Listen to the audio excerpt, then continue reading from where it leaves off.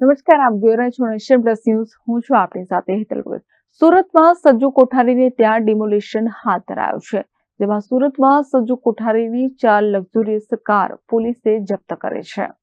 Gujarat police વડાના આદેશ બાદ સુરતમાં પોલીસ આકરી કાર્યવાહી કરી રહી છે, ત્યારે થોડા દિવસ અગાઉ માથાભારે સજ્જુ કોઠારીના ઘરનું ડિમોલિશન હાથ ધરવામાં આવ્યું હતું. આ દરમિયાન ઘર બહાર ધૂળ ખાતી કાર હોવાનું સામે આવ્યું હતું. આ કારનો કબજો સજ્જુ પાસે હોવાથી પોલીસે 4 લક્ઝુરિયસ કારને કબજે કરી હતી. આ કારમાંથી એક તો હરિયાણામાં રજીસ્ટર થયેલી હોવાનું સામે આવ્યું હતું. તો સજ્જુ કોઠારીની 4 લક્ઝુરિયસ કાર પોલીસે જપ્ત કરી હતી, જેમાં જેગ્યુઆર, મર્સિડીઝ, એમજી હેક્ટર અને ટોયોટાની ઇનોવા સહિતની 4 લક્ઝુરિયસ કાર કબજે કરવામાં આવી છે. આ 4 પૈકી એક ગાડી સુરત, એક ગાડી વલસાડ, તો રાજકોટ અને એક હરિયાણા રજીસ્ટર થયેલી છે. આ તમામ ગાડીના માલિકોને પોલીસે બોલાવ્યા છે. સજ્જુ કોઠારીએ આ ગાડી વ્યાજના ચક્રમાં જમા લીધી છે કે અન્ય કોઈ રીતે તેની પણ તપાસ કરવામાં આવશે. પોલીસે કહ્યું છે કે અસામાજિક તત્વો વિરુદ્ધ જે કાર્યવાહી ચાલી રહી હતી તેમાં એક આરોપી સજ્જુ કોઠારી છે, જેના પર 33 જેટલા ગુનાઓ દાખલ છે અને 2 વખત ગુજસી ટોક લાગુ કરવામાં આવ્યું છે. તેણે ગેરકાયદેસર દબાણ કર્યું હતું. ત્યારે અમે ત્યાં ગયા અને જોયું કે 4 કાર આમ જ ઊભી હતી. નજીકના લોકોએ જણાવ્યું હતું કે આ તમામ કાર સજ્જુ કોઠારી વાપરતો હતો.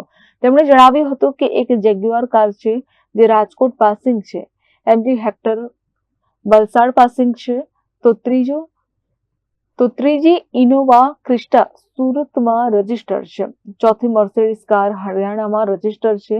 4 કારના માલિકોની વિગતો કાઢીને તેમને નોટિસ પાઠવવામાં આવે છે. તેમના આવ્યા પછી તેમનું સ્ટેટમેન્ટ લેવામાં આવશે.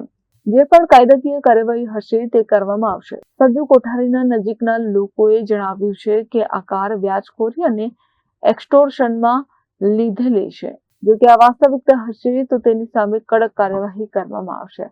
હાલ તો આ કારનો કબજો લેવામાં આવ્યો છે.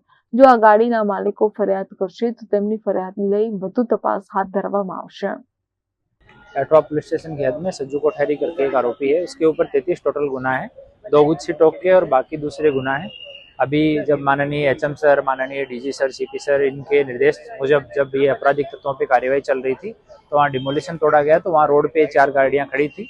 इनके बारे में आसपास पूछताछ की गई तो लोगों ने बताया कि ये सज्जू कोठारी इनको यूज करता था, कोई क्लेम करने नहीं आया। इनके ऑनरशिप चेक की गई तो एक गाड़ी वलसाड में रजिस्टर्ड है, एक गाड़ी सूरत में रजिस्टर्ड है, एक राजकोट में, एक हरियाणा में।